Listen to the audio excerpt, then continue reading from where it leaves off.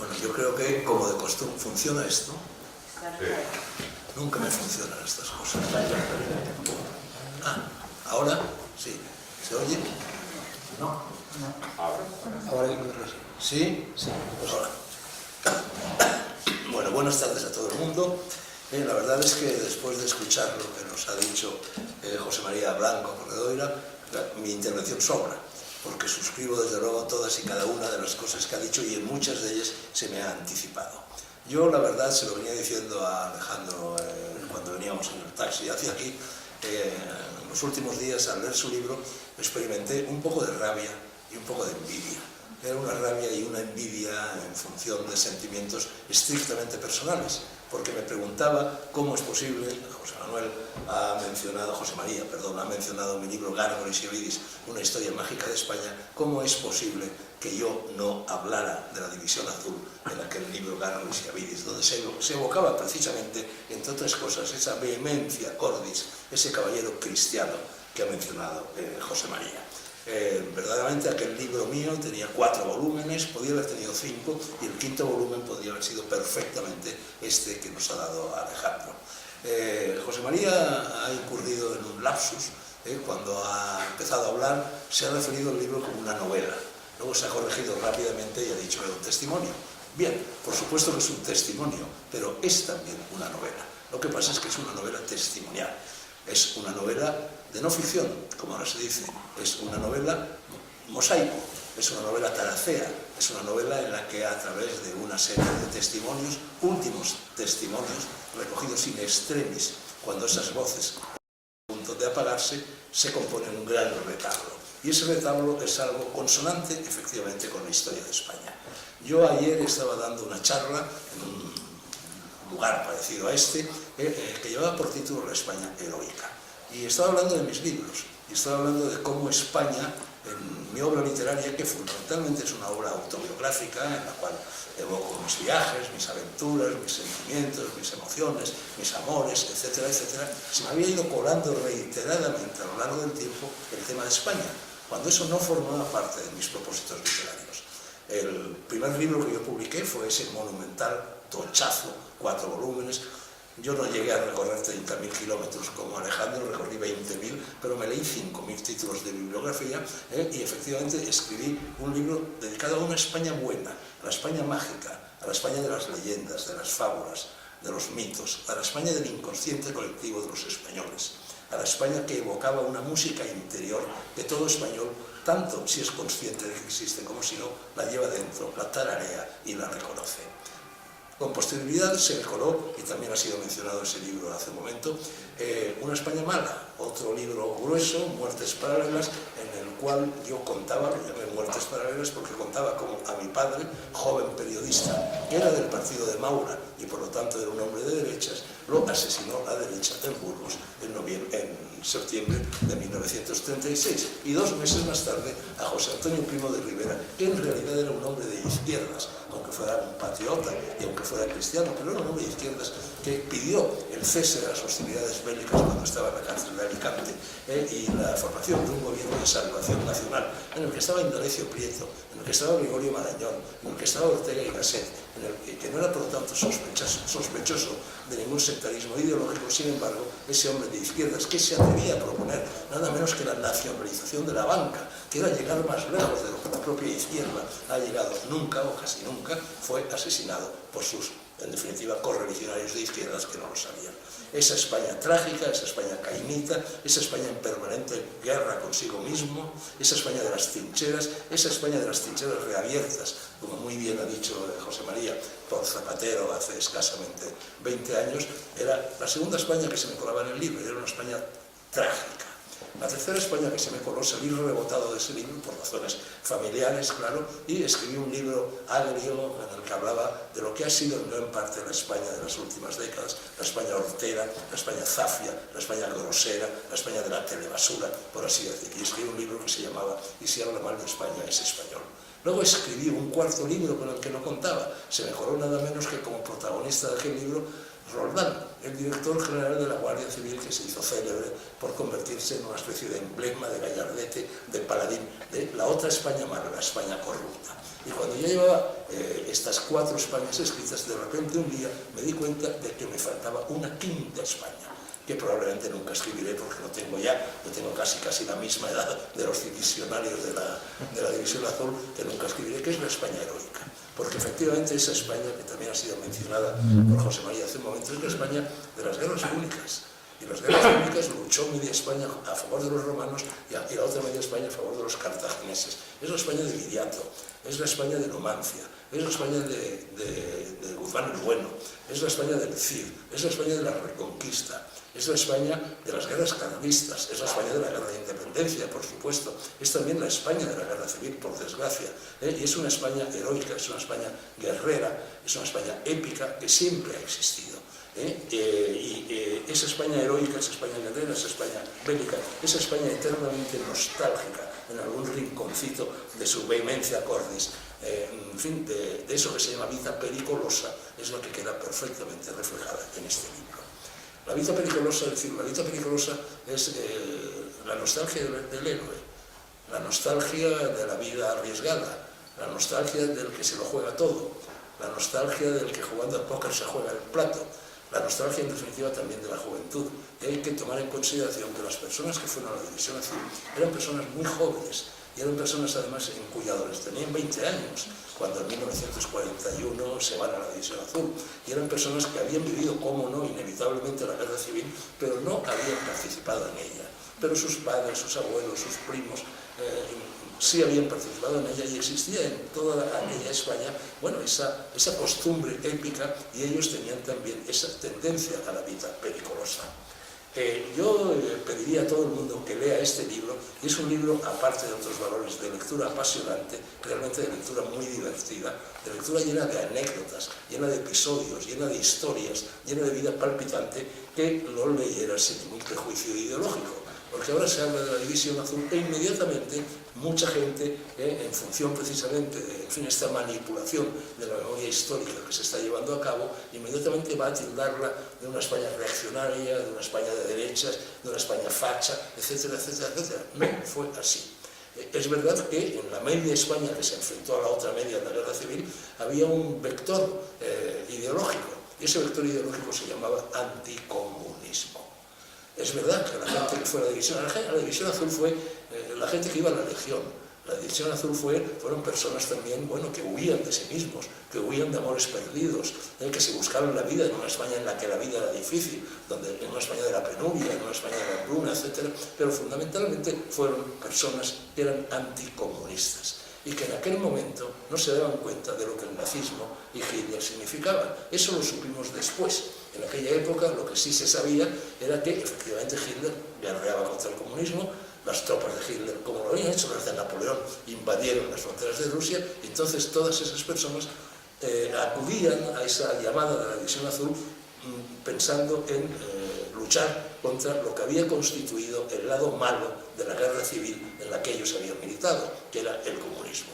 Es decir, no eran en modo alguno nazis, no eran fachas, no eran fascistas, eran simplemente anticomunistas, y no todos, porque también había muchos aventureros.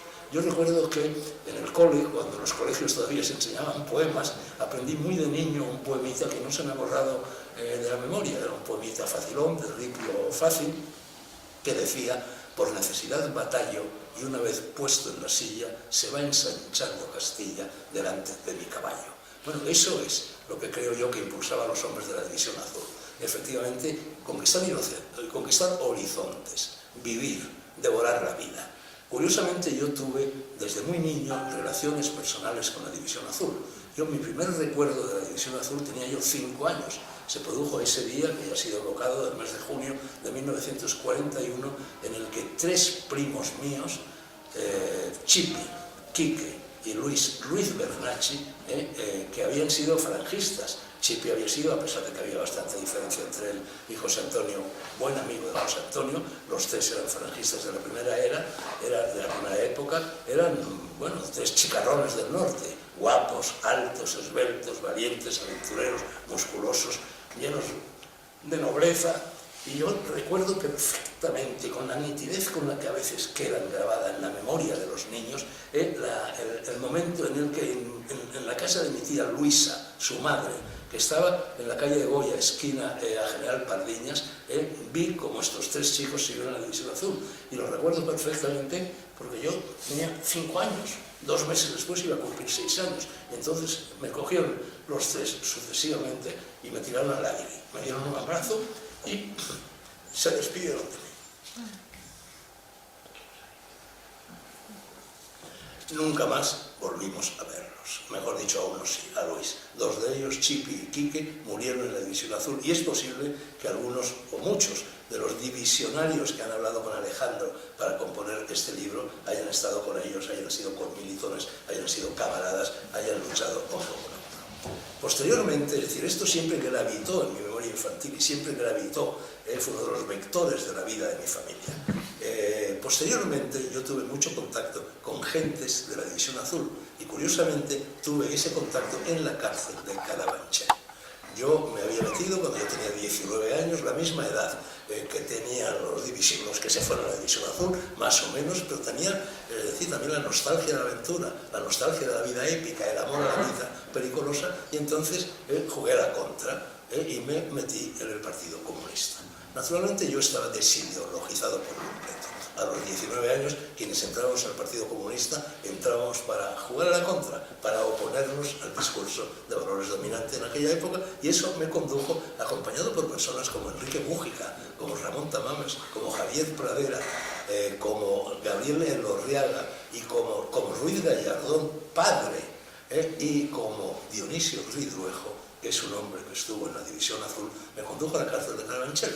Claro, fue una experiencia inolvidable, y en la cárcel de Carabanchel, en la cual ingresé nada menos que en 5 ocasiones a lo largo de aquellos años, y estuve un total de 17 meses, me encontré con muchos ex-divisionarios que no estaban allí, por supuesto, por motivos políticos, que estaban allí porque muchos de ellos, al volver de Rusia, estaban descentrados, en fin, tenían que buscarse la vida, en fin, eran gentes así como de personaje de película de Peckinpah, y muchos de ellos pues acababan siendo delincuentes y acababan infringiendo leyes, un tipo de leyes, no leyes comunes, no leyes políticas, y acababan en la cárcel. Eran todos fascinantes, eran todos gentes de acero, eran todos gentes nobles, eran gentes cuya conversación me cautivaba. En las veladas de la cárcel de Carabanchel, o cuando nos paseábamos por ellos en los patios de la cárcel de Carabanchel, o cuando coincidíamos con ellos en la barbería o en el economato, o jugando al frontón, nos contaban historias de la División Azul. Y a mí aquellas historias como escritor, como aprendiz de escritor, como alevín de escritor, me las sorbía como si fueran helados de limón, me encantaban. Y me contaban cosas verdaderamente extraordinarias. Se acaba de mencionar que uno de los factores fundamentales de los divisionarios fueron los piojos en aquella guerra. Yo recuerdo perfectamente como uno de aquellos presos que se llamaba Goyena, que era también un hombrón y que estaba condenado a no sé cuántos años y se pasó la vida entera prácticamente en la cárcel, me hablaba de cómo cuando rodeaban las hogueras en las noches de las campañas rusas, se quitaban literalmente a puñados, los hombres de la División Azul se quitaban los piojos a puñados de la cabeza, del pecho, incluso de sus partes pudendas, no serían piojos en ese caso, serían ladillas o algo parecido, y los tiraban al fuego y aquello chisporroteaba como si fueran fuegos artificiales.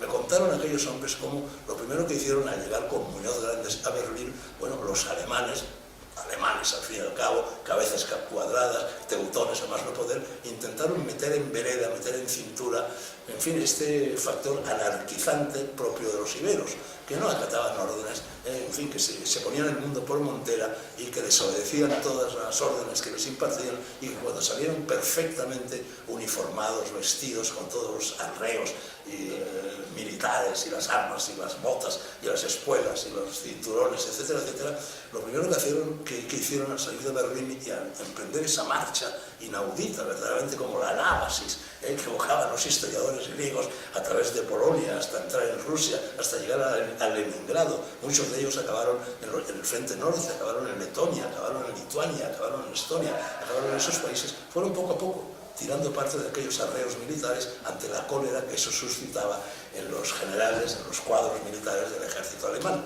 Y me contaban también aquellos hombres como, por ejemplo, a todos les entregaban al salir, al emprender la marcha, una cápsula metálica, y en el interior de esa cápsula había lo que llamaban las galletas de hierro o algo así. Y tomando aquellas galletas de hierro, que tenían, en fin, por así decir, galletas de astronauta, se podía sobrevivir, bastaban para alimentarse pues, durante los días que fueran, no sé si una semana, 2 o los que fueran. Bueno, eso estaba rigurosamente prohibido abrirlo, a no ser que el general, o en fin, el capitán correspondiente diera la orden. No se podían tomar esas galletas si no se les autorizaba. Bueno, parece ser que a los 20 kilómetros de salir de Berlín ya todos habían abierto las cápsulas y se habían comido las galletas. Entonces fueron tirando cosas por el camino y las fueron vendiendo. Estoy contando estas anécdotas porque veo que son anécdotas al fin y al cabo, incluso caricaturas, pero bastante significativas porque transmiten el espíritu de aquellos españoles anarquizantes, en definitiva, libres, valerosos, caballeros cristianos, gentes del Cid, gentes de las que habían hecho la Reconquista, gentes de las que habían ido a América, porque otra de las cosas que a mí se me venían a las mientes cuando leía el libro de Alejandro es que lo que Alejandro ha escrito es una crónica de Indias. Las crónicas de Indias, cuando los descubridores, cuando los conquistadores, cuando los colonizadores fueron a América, no iban solo con ellos soldados, no iban solo con ellos marineros, no iban solo con ellos, iban también intelectuales, iban escritores, iban gentes de pluma que fueron contando poco a poco lo que estaban haciendo allí, lo que estaba pasando allí. Las crónicas de Indias son uno de los capítulos fundamentales de la historia de la literatura española, olvidadísimos. Si yo probablemente me voy ahora a la Facultad de Letras de Madrid, me dirijo a los alumnos y les hablo de las crónicas de Indias, la mayor parte de ellos me van a decir, ¿y eso qué es? A lo mejor ni siquiera han oído hablar de ellas. Sin las crónicas de Indias no existiría lo que hemos dado en llamar el boom de la literatura iberoamericana. No existiría Alejo Carpentier, no existiría Cortázar, no existiría Múgica Laica, no existiría Gabriel García Márquez, no existiría Mario Vargas Llosa. Todos ellos han bebido directamente de las crónicas de Indias, que son un monumento extraordinario. Y en esas crónicas de Indias, bueno, el libro de Alejandro se parece mucho, tiene el mismo tono del célebre libro de Bernal Díaz del Castillo. Hay 2 crónicas de Indias, en fin, de los cronistas que fueron con Hernán Cortés, que narran la peripecia de Hernán Cortés, que es otra de las gestas infinitas de la España heroica, ¿no? Uno de ellos era Fernández de Oviedo, que digamos era la crónica oficial, la crónica económica, la crónica administrativa, la crónica de los jefes, y luego, en cambio, Bernal Díaz Castillo escribió su crónica. Es una obra que ha inspirado a autores de todas las épocas, hasta el extremo de que era uno de los libros favoritos de Henry Miller, igual que lo era Los naufragios de Álvar Núñez Cabeza de Vaca. Y inspiró también, bueno, por ejemplo, la figura de Lope de Aguirre, de los Marañones. Bueno, hay que ver el juego que ha dado eso en literatura. Uslar Pieta y Sender, Abel Pose, incluso 2 películas, una de Carlos Saura, otra de Werner Herzog, etc. Ese mismo veneno, que es literatura, pero literatura que se funde con la historia, es el que desemboca también en la obra de Alejandro Nolasco. Yo gané el premio de periodismo convocado por la División Azul cuando se cumplían los primeros 50 años. Y publiqué un artículo que fue entonces, en fin, muy discutido, naturalmente suscitó no poca polémica, que os voy a leer. Decía así, el último capítulo de Garro y Schiavidis se titulaba. Después de haber dicho otras cosas, decía, ocurre, está a punto de terminar el año, era 1991, ya lo habrá hecho cuando estas líneas te alcancen, y que a punto también estaba de quedarse en el tintero de 1991, algo que ya no se conmemorará por estrictas razones cronológicas a lo largo de 1992. Y eso que la gran aventura colombina y la de los conquistadores, pues, y es que la gran aventura colombina y la de los conquistadores responde al mismo espíritu que hace ahora 50 años movió a un grupo silvestre de españoles, la flor y nata, supongo, de quienes a la sazón poblaban nuestro país, a matricularse en otra gran aventura, la protagonizada por la División Azul. Aventura de libertad, aventura de fraternidad, aventura de solidaridad y de generosidad. Diálogo. Pero si los discípulos de Robespierre y de Stalin, que todavía son legión y lo siguen siendo, llevan medio siglo dándonos la matraca con lo contrario, ¿y qué querías que dijeran, compadre? ¿La verdad acaso? Sería mucho pedir a quienes desde 1789 y 1917, fechas significativas, pasando por 1936 y por 1939, fechas no menos significativas, se han especializado en la liturgia de la mentira. Y ahora ya ves, la historia les saca bruscamente los colores, los deja con el culo al aire y pone los puntos sobre las íes. Acababa de caer el muro de Berlín, acababa de desformarse la Unión Soviética. La historia mágica, sí, compadre. La historia mágica de Iberia y también la historia lógica de los pueblos que acaban de sacudirse el yugo genocida y liberticida del marxismo, del militarismo, del economicismo y de la Unión Soviética. Era entonces la División Azul lo que se te estaba quedando en el tintero, tú lo has dicho. ¿Y qué sabes de ella? Sé lo que el corazón me dicta, sé lo que el instinto me sugiere, sé lo que Dionisio Ridruejo contó en sus diarios, sé lo que la familia de mi madre pensaba sobre esa gesta. Sé lo que hoy en las celdas de la cárcel de Carabanchel, cuando ya hace muchas lunas, me metieron en ella por ser antifranquista. Sé lo que mi amigo... Un momento, no te dispares. ¿Has dicho cárcel de Carabanchel o es que tengo un tapón de cerumen en las orejas? No, no lo tienes. Tu oído funciona de maravilla. He dicho, efectivamente, cárcel de Carabanchel. No irás a descolgarte ahora con la noticia de que el régimen de Franco enchironaba a los valientes que se incorporaron a la División Azul. Pues sí, los enchironaba. Yo al menos conocí a muchos en la trena. Eran fantásticos. Lo que se dice gente de bien, gente de empuje, gente de honor, gente que prefería la honra a los barcos, gente que amaba la patria y la vida periculosa, gente que se negaba a comulgar con las ruedas de molino del sistema, gente que no humillaba la cerviz ante nadie, gente que sabía contar y escuchar historias de héroes y de toreros, gente que seguía a rajatabla el camino del corazón y no el de la trepa, ni el de la sopa boba, ni el del encanallamiento pancista y colectivista. Como Hernán Cortés, como Ponce de León, como Bartolomé de las Casas, como Álvaro Núñez, como Francisco de Orellana, como los alféreces y los legionarios de los tercios de Flandes, y como el Cid, y como Don Quijote, y como Manuela Malasaña, y como Miguel de Unamuno, y como José Antonio, la duda ofende.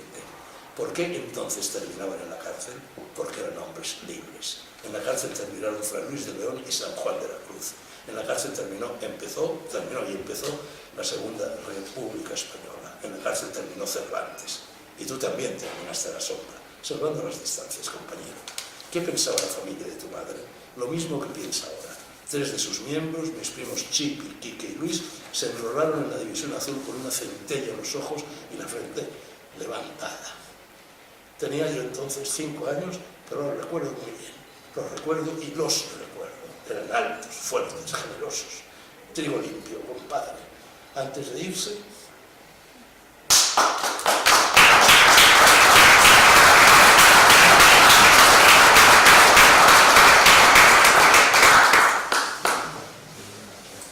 me levantaron en vilo a la altura de sus ojos y se despidieron de mí.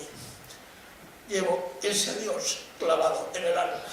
2 de ellos no lo pensaron nunca. Eran falangistas, lo eran. Falangistas de verdad, sí. Falangistas de José Antonio, de Ernesto Jiménez Caballero, de Rafael García Serrano. Nada tenían que ver con quienes cambiaron la nobleza del cara al sol por la vileza de la cara dura al arribo del poder. O quizás sería más justo y más exacto decir que eran sencillamente españoles de cuerpo entero, nacidos de la semilla del liberismo, del anarquismo, del individualismo, del nomadismo y del doble siglo de oro. Sabían que arrieros somos y que lo importante es la polar. Dicen por ahí que la División Azul estuvo al servicio de los propósitos de Hitler. Patrañas. No se puede confundir el nazismo con el anticomunismo. Chipi, Quique, Luis, Dionisio Ridruejo y sus conmilitones eran la avanzadilla de la historia, de una historia que por fin les está dando la razón. Querían liberar el territorio de la Santa Rusia, querían parar los pies malolientes y mojar la oreja sorda del comunismo. Con Franco o sin Franco, con nazis o sin nazis, la División Azul, quizá con otro nombre, pero con los mismos hombres, habría estado allí. No eran amigos de Hitler, sino enemigos de Stalin. Fue la última vez que España entró con decoro en Europa. Inmediatamente después empezó la gran bajada de calzones, y así hasta ahora. Me temo que si sigues diciendo estas cosas vas a dar por enésima vez con tus huesos en los carabancheles. No se atreverán. El sistema sabe de sobra que esas inversiones nunca son rentables. La celda de los presidiarios guarda un extraño parecido con la de los monjes. En las unas y en las otras se aprende a pensar. Y también con un poco de suerte y una chispa de talento a escribir el Quijote. Fernando, dime, ¿están los viejos cuchillos tiritando bajo el polvo? Lo están. ¿Se acabaron los gitanos que iban por el monte solos? Sí. Los últimos de Filipinas murieron dando el pecho con una vara de mimbre en las falanges de la División Azul. Y los supervivientes son mis amigos. ¿Dónde están? En las catacumbas, como los primeros cristianos. ¿Volverán algún día a la superficie? Tenlo por seguro. Don Antonio Machado dijo que aún larga patria espera abrir al coro alado sus besadas. Para el grano de Dios hay sementera bajo cardos y abrojos y bardanas, las hay. Florecerán las barbas apostólicas y otras calvas en otras calaveras brillarán venerables y católicas. Dios te oiga. El Dios Ibero, sí, el Dios Ibero. ¿Qué harás cuando eso suceda? Gritar ¡Viva España! Esgrimir la bandera de la libertad y alistarme en la División Azul. Por los siglos de los siglos. Amén.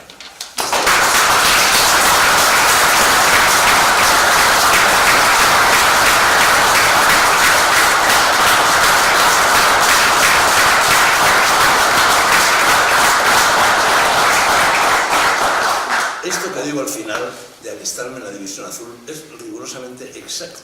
Estoy absolutamente seguro de que si yo en 1941 no hubiese tenido 5 años, sino que hubiese tenido esos 19, 20, 21 años que tenían los divisionarios, hubiera hecho exactamente lo mismo que ellos hicieron. Me habría alistado en la División Azul, de la misma forma por cuestión de carácter, por cuestión de iberismo, por cuestión de inconsciente colectivo, por cuestión de carácter nacional. De la misma manera que estoy seguro que en caso de haber estado vivo en 1492 me habría subido a una de las 3 calaveras o me hubiera embarcado en proezas similares a todas esas que componen ese gran mosaico que está reflejado en el libro de Alejandro, que es el de la España heroica. Quiero terminar leyendo el poema. Es curioso que yo terminara en la cárcel. Bueno, una de las cosas, lo ha citado también José María, y que dice el propio Alejandro en la nota introductoria de su libro, es que todos nos damos cuenta demasiado tarde de que no hemos aprovechado a nuestros abuelos o a nuestros padres para que nos contaran las cosas que ellos hicieron. Y eso es verdad. A mí me pasó también cuando me puse a escribir la novela sobre mi padre. Ojalá hubiera hablado yo de todo aquello con las personas que lo conocieron, con las personas que lo trataron. No lo hice, no lo hacemos casi nadie. Nos damos cuenta de ello cuando ya han muerto nuestros abuelos o cuando ya nuestros padres están a punto de morir. Bueno, es curioso que yo coincidiera en la cárcel con Dionisio Ridruejo. Dionisio Ridruejo, que había sido falangista, amigo de José Antonio, falangista de la primera hora, que se sublevó a su decir, no lo hizo con las armas en la mano, pero en fin, cayó en desgracia del régimen de Franco poquísimo tiempo después del término de la guerra civil, a pesar de que él había sido director general en el primer gobierno de Franco, a pesar de que él había combatido en la guerra civil y acabó incluso desterrado en Ronda. Bueno, pues en 1956 yo coincido en la cárcel con Dionisio Ridruejo, que había sido compañero de armas de mis 3 primos, pero yo no lo sabía. Yo en aquella época, yo tenía 20 años, yo no sabía que Dionisio Ridruejo, sí, sabía vagamente que Dionisio Ridruejo había estado en la División Azul, pero en definitiva tenía el recuerdo de mis 3 primos yéndose a la División Azul, pero no era dueño de sus pormenores, no era consciente de ellos como para haber aprovechado los 2 meses que pasé en la cárcel con Dionisio Ridruejo para que me hablara de todo ello, para que me hablara de mis primos, para que me lo contara. Bueno, Dionisio Ridruejo escribió un poema extraordinario, que es el último, el libro Cuadernos de Rusia, de poesía, que escribió Dionisio Ridruejo después de volver de la División Azul. El último poema se llama Ante la madre de un camarada. Esa madre era mi tía Luisa, que recibió los cadáveres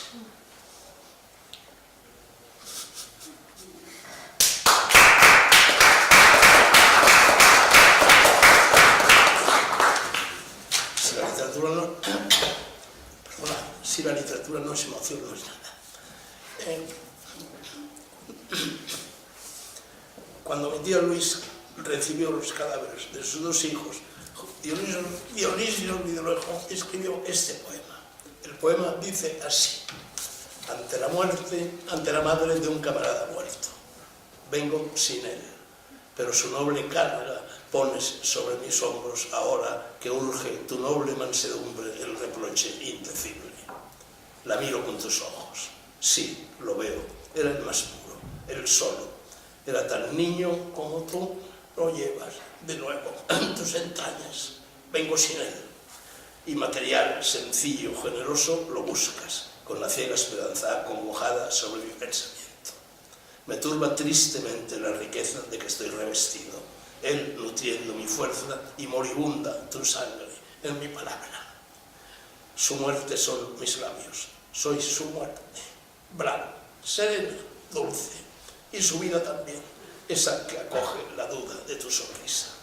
Perdóname si se yergue mi entereza doblada mientras llena el despojo de tus venas un cielo resignado. Perdóname si soy la galería donde duele el soldado entre la nieve y el muro que interpone su dureza entre su mansedumbre y su consuelo. Vengo sin él. Inquieres, adivinas, acaricias, alcanzas y al fin el alma se me extiende lenta como un paisaje a tu dolor de madre.